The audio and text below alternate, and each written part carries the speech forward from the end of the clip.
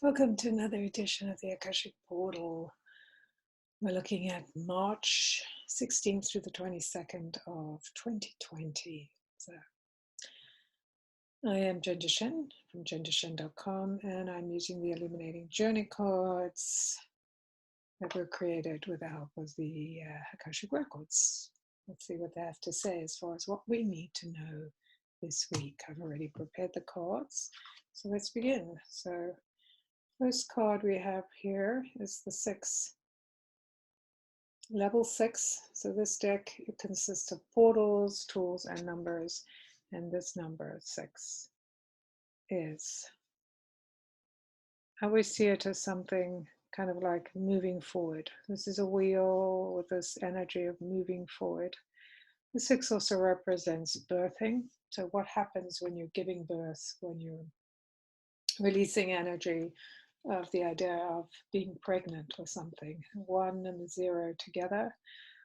Very powerful energy in terms of recognizing love, like how we love ourselves, our family, our environment, the people in our lives.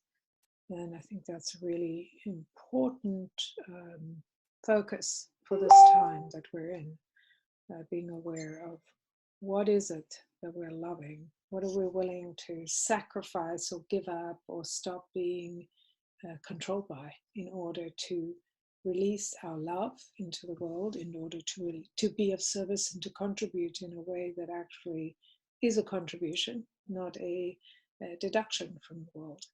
So we've lived in a time of having a great abundance, and the 6 is a number actually of abundance too, but it's the abundance that comes when we are in alignment with who we are and how we love others, how we serve or of service without trying to manipulate others.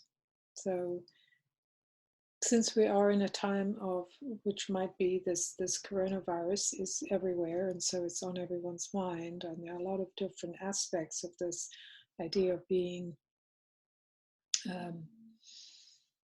controlled or held in some way by others, right? And so the 6 is reminding us of, what are we giving birth to? What are we pregnant with? What is the seeds that we want to bring forward into the world? What do we want to activate through our participation? Because of course that's the yin and the yin and yang of it, right?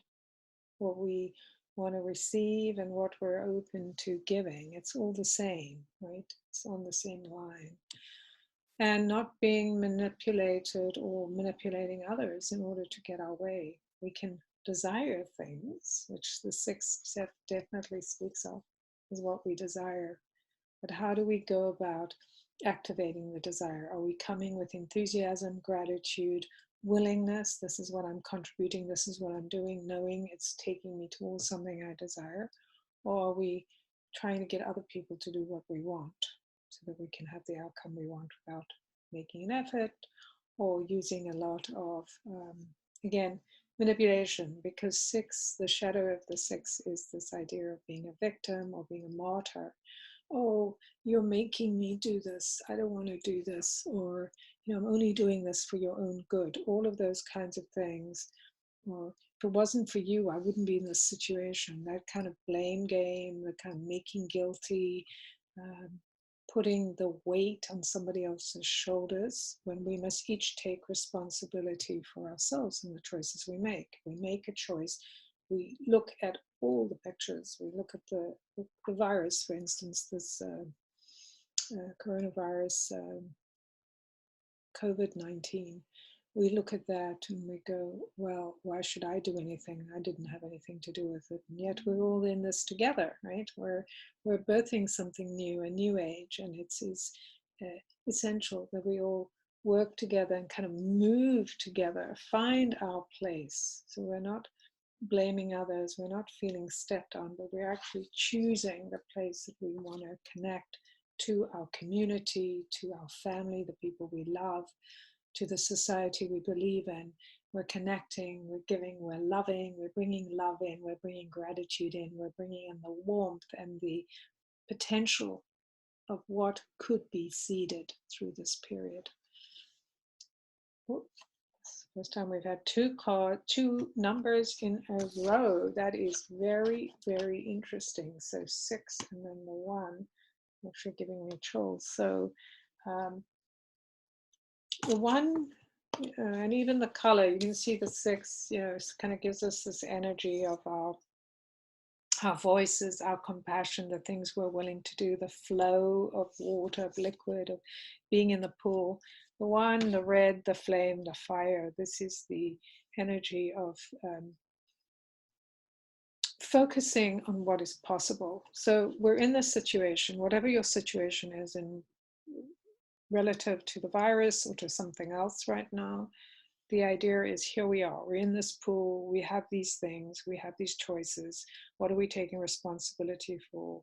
What are we releasing? What burdens are we releasing? And then we come here to the 1. And the 1 is talking about innovation and pioneering new things. So in a time of great turmoil, the thing that moves us forward is to move into what is next. What can we do? What is the solution I can deal with now? How can I bring all the facts into my world? How can I ask, find out what's going on, pay attention, and then go, right, this is what I'm doing. This is my focus. This is what I believe in.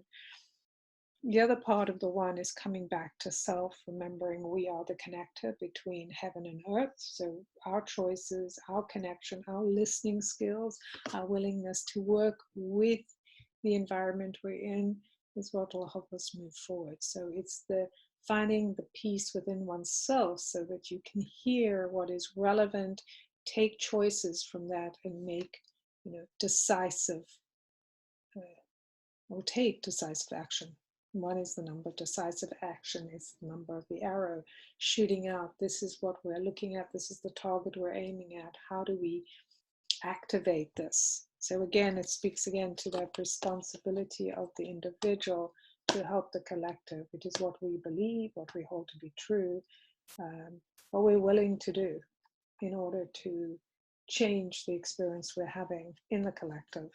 So that definitely feels like that's very important right now. And I feel those energies coming in from all different places, and no doubt you do too. In a world when we're looking for leaders and there is no one to lead us in a panic and change, and this virus that feels very amorphous, that we can't touch it, it's not tangible, and yet it has a great impact. Who are we in this place, and what are we willing to do, and how are we willing to take our leadership or begin to take action, because we can't kind of wait around for others to decide for us. And then the 3rd, well, that's very interesting. We don't have a soul portal in the first 3. We have the key. So what does the key mean to you, right? So here we've been told that through loving ourselves and the environment we're in and birthing what is ours to birth, taking responsibility, breaking away from the older habits of being controlled or controlling, taking leadership with the 1, and then having the key to change, right? This is the key that we can use to open up all kinds of things if we're willing to do what is required, right? Without finding that gratitude, responsibility, that kind of love, the lushness of being alive in this moment, and coming to our own recognition of who we are and accepting that role, we won't know what to do with the key, and we won't know how to open the doors. And even if we open the doors and we find all this stuff, what will we do with it when we don't have that sense of coming from the bigger picture into ourselves, into this idea, here are the solutions, here is the way forward, what am I choosing and how am I doing it, and who's in it with me, right? And I'm actually going to pick another card because I want to see what the soul portal is, and this one is the 28. And 28 is a 10, which makes a 1, so we have a repetition of the 1 energy of it is up to us.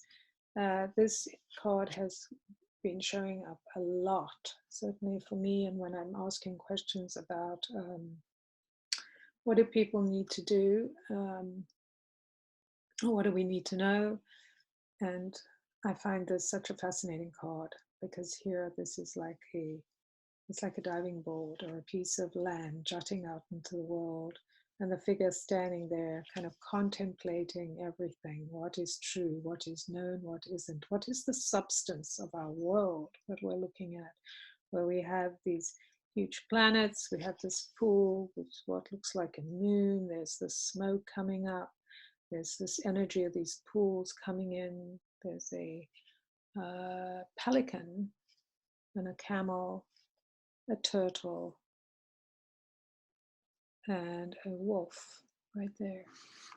And then, of course, we have Stonehenge and we have the Colosseum. So it's like we're looking at the pool of life and we have to decide or make really important decisions right now about what we're clinging to. Are we clinging to the past because it's what we know or have known or been told about? Or are we willing to dive into the space knowing we don't know the way, but we are willing to know who we are and we're willing to love the world we're in and be a part of that? So this is really a very powerful message to me about what we've already been given or shown, which is this idea of rolling into or birthing this energy, this love, bringing in this love and this gratitude and responsibility for what we're choosing and for our community and selves, just being in truth with our voices and who we are, focusing on what the individual, what we can do as innovators, as we can do, moving away from blaming or expecting someone else to lead us, and finding that key that then leads us to this, right? This space where all is revealed and we get to choose what is the thing we want to connect to.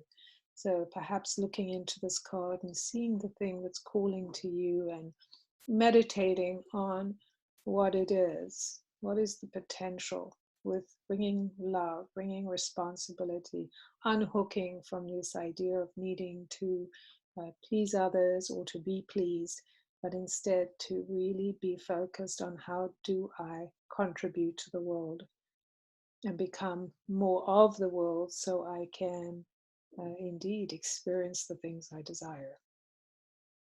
So where is my focus?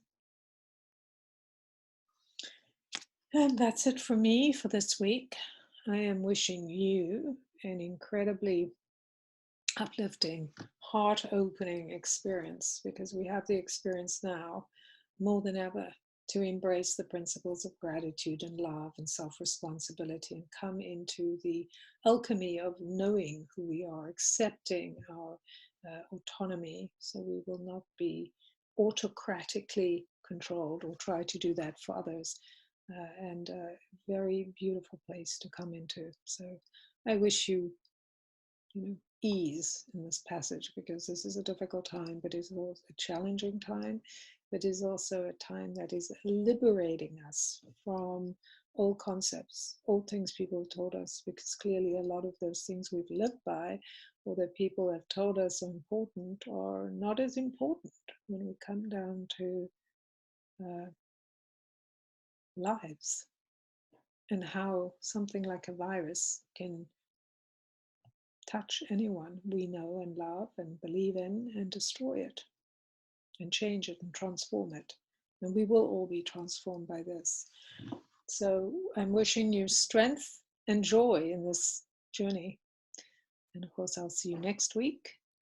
And if you are interested in this video, please click on the link to subscribe and like, because it's all very helpful. And if you have something you want to share about what you saw in the reading, I'd love to hear it. Leave me a comment. If you're interested in the cards, you can find them at jen@jendushen.com/illuminating journey cards. And the links will be below. Till next time.